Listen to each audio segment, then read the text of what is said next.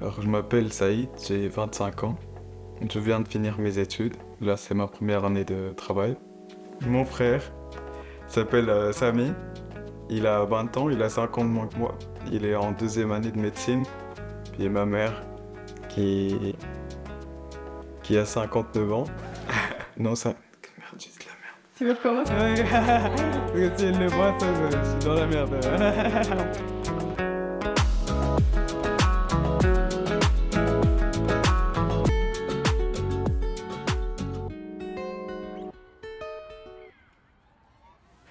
Saïd, ça veut dire heureux. Faten, ça veut dire très beau, magnifique. Et Samy, ça veut dire classe.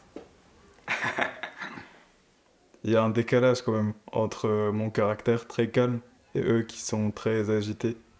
Non, oui, je le tiens de mon père. Donc mon père s'appelait Wael. Wael, ça veut dire celui qui se réfugie. Ma mère me dit toujours que à chaque fois qu'elle me voit, elle a l'impression de le voir. Et même physiquement, je lui ressemble beaucoup. C'est particulier quand t'as un frère qui a 5 ans de plus, c'est que tu te fais... Bah, tu peux rien faire en fait. Il me volait mon argent, et il me disait oh, t'inquiète, c'est pour économiser. Non mais c'était une terrible personne.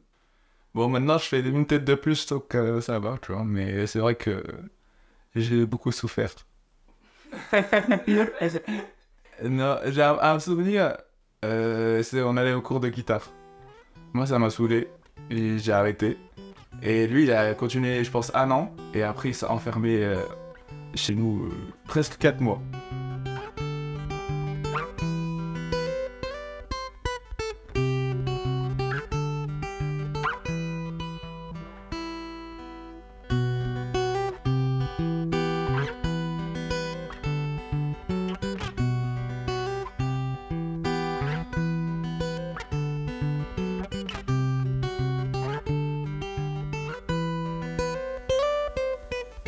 C'était pendant la guerre parce que en gros je pouvais plus sortir de chez moi. Et comme j'avais une guitare chez moi, je me suis dit allez, je vais commencer la guitare. Je suis né à Damas. J'y ai fait ma vie jusqu'à mes 15 ans. Et puis ensuite j'ai quitté la Syrie et je suis arrivé en France. Là c'est comme si je te dis t'as 6 jours, rentre chez toi, tu prends tes affaires et tu vas vivre au Mexique. Tu vois c'est à peu près la même situation. Faut l'accepter. Parce que en arrivant en France, j'avais pas encore accepté le changement. Je me disais, au bout d'un moment, on va rentrer. Parce que même si rationnellement je savais que ça allait pas arriver tout de suite, mais j'appartenais pas à ici et donc j'attendais le moment où ça allait s'arrêter. Et ce jour-là, j'ai compris que ça allait pas arriver et qu'il fallait que je refasse ma vie ici. Et c'était ouais, comme une explosion d'émotions très dure. Mais je pense que c'était le jour zéro, justement. Je crois que je me suis jamais posé la question de si en fait j'allais rester ou pas rester. En fait juste je faisais ma vie. Mais c'est le fait d'être un enfant aussi. Tu planifies pas quoi. Juste tu vas à l'école, tu joues au foot et tu vois, voilà, t'es content, tu vois. Alors que lui, il était quand même plus grand. Et donc, il avait un recul que moi, je n'avais pas, en fait. J'allais en cours et, en fait, juste, j'écoutais, en fait... ah, oui, lui, il dit ça, ok, tu vois. Lui, il dit ça, ok.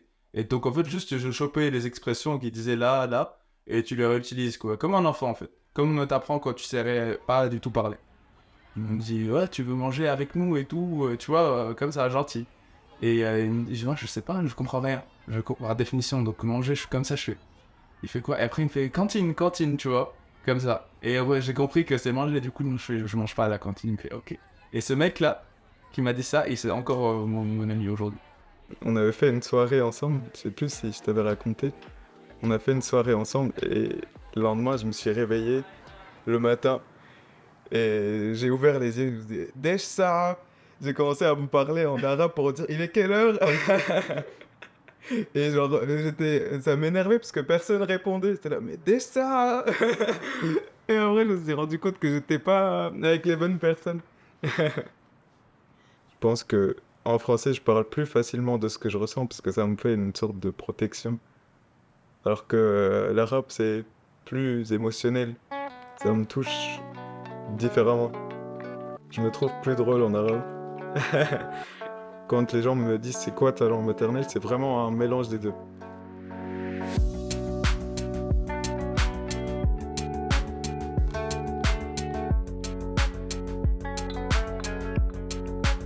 En allant à Paris, ça m'a concilié avec cette idée-là d'être doué.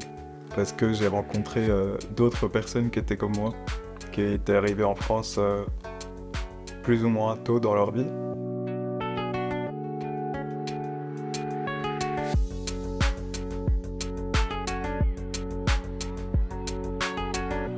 Je pense que j'ai toujours séparé mes souvenirs en deux. Ce qu'il y a eu avant l'arrivée en France et puis ce qu'il y a eu après. Donc l'idée c'était de réunir les deux.